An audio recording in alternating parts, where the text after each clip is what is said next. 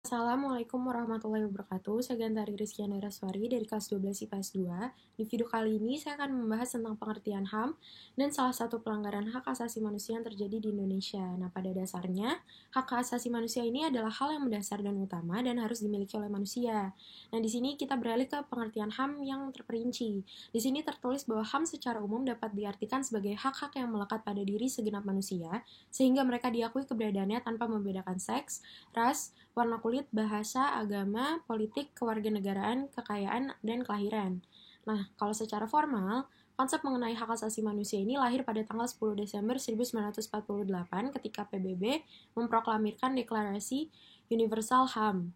Saya di sini akan menjelaskan sedikit tentang perkembangan pemikiran HAM dunia yang bermula dari yang pertama ini ada Magna Carta.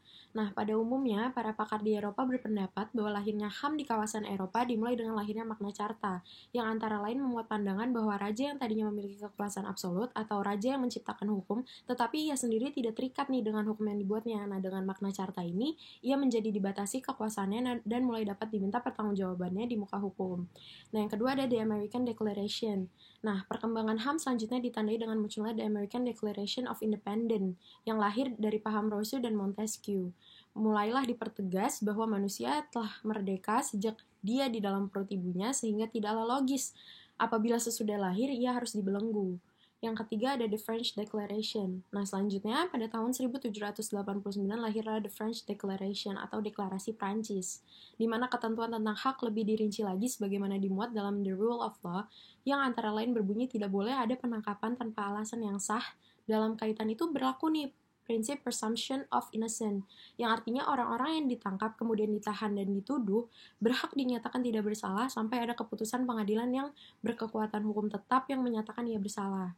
Lalu yang terakhir ada the four freedom. Nah, ada 4 hak kebebasan berbicara dan pendapat nih, hak kebebasan untuk memeluk agama dan beribadah sesuai dengan ajaran agama yang diperlukannya, hak kebebasan dari kemiskinan dalam pengertian setiap bangsa berusaha mencapai tingkat kehidupan yang damai dan sejahtera bagi penduduknya, hak kebebasan dari ketakutan yang meliputi usaha, pengurangan persenjataan sehingga tidak satupun bangsa berada dalam posisi berkeinginan untuk melakukan serangan terhadap negara lain. Nah, di sini ada 6 macam hak asasi manusia.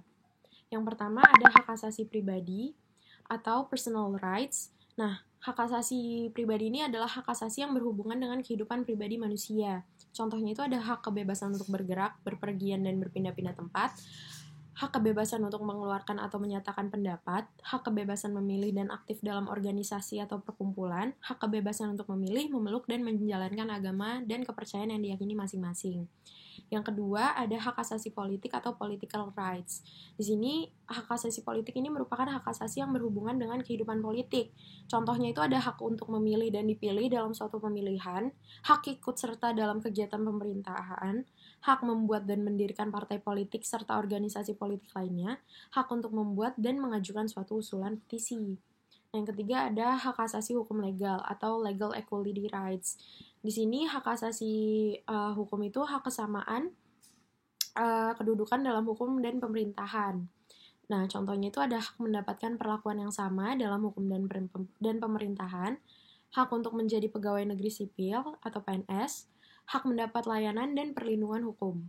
Yang keempat ada hak asasi ekonomi atau property rights. Di sini, hak asasi ekonomi merupakan hak yang berhubungan dengan kegiatan perekonomian. Contohnya, kebebasan untuk melakukan kegiatan jual beli, hak kebebasan untuk mengadakan perjanjian kontrak, dan lain-lainnya. Lalu yang kelima ada hak asasi peradilan atau procedural rights. Nah, di sini hak asasi peradilan merupakan hak untuk diperlakukan sama dalam tata cara pengadilan. Contohnya itu ada hak mendapat pembelaan hukum di pengadilan dan hak bersamaan atas perlakuan, pengendalian, penangkapan, penahanan, dan penyelidikan di muka hukum. Nah, yang terakhir ada hak asasi sosial budaya atau social culture rights. Di sini, hak asasi sosial budaya merupakan hak yang berhubungan dengan kehidupan bermasyarakat. Nah, contohnya itu ada hak menentukan, memilih, dan mendapatkan pendidikan, hak mendapatkan pengajaran, dan hak untuk mengembangkan budaya yang sesuai dengan bakat. Lalu kita lanjut ke pengertian pelanggaran HAM. Di sini tertulis bahwa menurut Undang-Undang RI nomor 26 tahun 2000, pelanggaran HAM adalah setiap perbuatan seseorang atau sekelompok orang termasuk aparat negara, baik disengaja atau kelalaian yang secara hukum mengurangi, menghalangi, membatasi, dan mencabut HAM seseorang atau sekelompok orang yang dijamin oleh undang-undang ini, dan tidak didapatkan atau dikhawatirkan tidak akan memperoleh penyelesaian hukum yang adil dan benar berdasarkan mekanisme hukum yang berlaku. Pelanggaran HAM yang sering muncul biasanya terjadi dalam dua bentuk, yaitu penyiksaan dan diskriminasi. Lalu di sini kita ada dua jenis pelanggaran HAM. Nah, berdasarkan jenisnya, itu ada pelanggaran HAM berat dan pelanggaran HAM ringan. Pelanggaran HAM yang bersifat berat menurut Undang-Undang RI Nomor 16 Tahun 2000 tentang Pengadilan HAM dapat diklasifikasikan menjadi dua, yaitu kejahatan genosida dan kejahatan terhadap kemanusiaan. Sementara pelanggaran HAM ringan, pelanggaran ini derogable, bersifat hak-haknya boleh dikurangi atau dibatasi pemenuhannya oleh negara-negara pihak. Hak dan kebebasan termasuk dalam jenis ini adalah hak atas berkumpul secara damai, hak atas kebebasan berserikat, hak berpendapat, dan berekspresi. Lalu, ada dua faktor pelanggaran HAM. Yang pertama ada faktor internal. Nah, di sini tertulis bahwa yang pertama itu ada sikap egois atau terlalu mementingkan diri sendiri. Yang kedua ada rendahnya kesadaran HAM, dan yang terakhir ada kurangnya rasa toleransi. Sementara dari faktor eksternal, di sini ada penyalahgunaan kekuasaan, yang kedua ketidaktegasan aparat penegak hukum, penyalahgunaan teknologi, dan terakhir kesenjangan ekonomi yang tinggi. Sekarang saya akan membahas tentang salah satu pelanggaran HAM yang terjadi di Indonesia, yaitu tragedi Simpang KAA di Aceh pada tanggal 3 Mei 1999 di Dewantara, Aceh Utara, Indonesia. Nah, saya akan menjelaskan jadi dasarnya ini, tragedi Simpang KAA adalah sebuah peristiwa penembakan yang dilakukan pasukan militer saat warga Aceh tengah berdemo. Peristiwa ini terjadi di sebuah persimpangan jalan dekat pabrik PT Kertas Kraft Aceh di Kecamatan Dewantara, Aceh Utara. Karena kejadiannya di PT Kertas Kraft Aceh, maka dinamainya tragedi Simpang KAA. Nah, untuk latar belakang, melihat sejarahnya diambil dari berbagai sumber, tragedi Simpang KAA ini terjadi saat warga berdemo memprotes penganiayaan warga yang terjadi pada tanggal 30 April di Cotmurong, Lok Sumawe. Kala itu, Jumat 30 April 1999 malam hari, warga desa Cotmurong mengadakan rapat besar untuk memperingati Tahun Baru Islam 1 Muharram. Rapat ini dianggap ceramah Gerakan Aceh Merdeka. Nah, bersamaan dengan rapat tersebut nih, muncul kabar seorang TNI dari Kesatuan Denrudal 001 Pulau Rungkam yang berpangkat sersan hilang saat melakukan penyusupan di tengah kegiatan ceramah. Namun informasi itu belum jelas kebenarannya nih, dan malam itu tidak terjadi apa-apa di desa Cotmurong. Lalu keesokan harinya, sebuah truk militer nih mengitari sekitaran desa Cotmurong. Kemudian mereka kembali ke markas, dan pada minggu pagi, pasukan Denrudal 001 Pulau Rungkom datang kembali ke desa untuk mencari anggotanya yang hilang. Saat itu, warga tengah melakukan persiapan kenduri untuk memperingati 1 Muharram. Nah, saat melakukan penyisiran ke rumah-rumah warga, sebanyak 20 warga dianiaya oleh anggota TNI. Disebutkan juga pasukan militer itu mengancam akan menembak warga apabila anggotanya tidak ditemukan, namun mereka tak berhasil menemukan anggotanya yang hilang.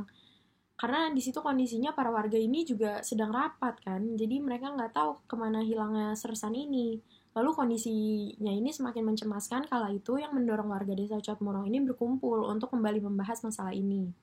Warga desa kemudian mengirim utusan ke Komandan TNI setempat untuk bernegosiasi. Nah, Komandan TNI ini berjanji aksi ini tidak akan terulang lagi dan TNI tidak akan datang lagi ke desa. Namun, kronologinya pada tanggal 3 Mei 1999 pagi hari, 4 truk pasukan TNI kembali datang ke desa Lancang Barat yang bersebelahan dengan desa Cotmurong ini. Nah, TNI melanggar kesepakatan untuk tidak kembali datang ke desa. Dan dari situ, warga berunjuk rasa di Simpang KAA. Mereka memprotes penganiayaan yang dilakukan TNI. Aksi warga ini justru dibalas tembakan oleh aparat TNI Satuan Detasmen Rudal 001 Liliwangsa dan Unit 113 Jaya Sakti. Nah, selain melakukan tembakan ke arah massa, TNI juga mengarahkan tembakan ke rumah-rumah penduduk. Sehingga banyak warga yang sedang di dalam rumah juga menjadi korban, dan koalisi NGO HAM Aceh mencatat sedikitnya 46 warga sipil tewas, 156 mengalami luka tembak, dan 10 orang hilang dalam peristiwa itu. Dan 7 dari korban tewas adalah anak-anak. Sedangkan kesimpulan tim ADHOC Komnas HAM menyebutkan dalam peristiwa itu telah terjadi kejahatan kemanusiaan, yaitu pembunuhan penganiayaan. Wiranto, Menteri Pertahanan sekaligus Kepala Angkatan Bersenjata, mengatakan di sebuah stasiun televisi swasta bahwa tidak logis jika aparat negara menindas rakyat Aceh karena mereka dikirim ke sana untuk melindungi rakyat.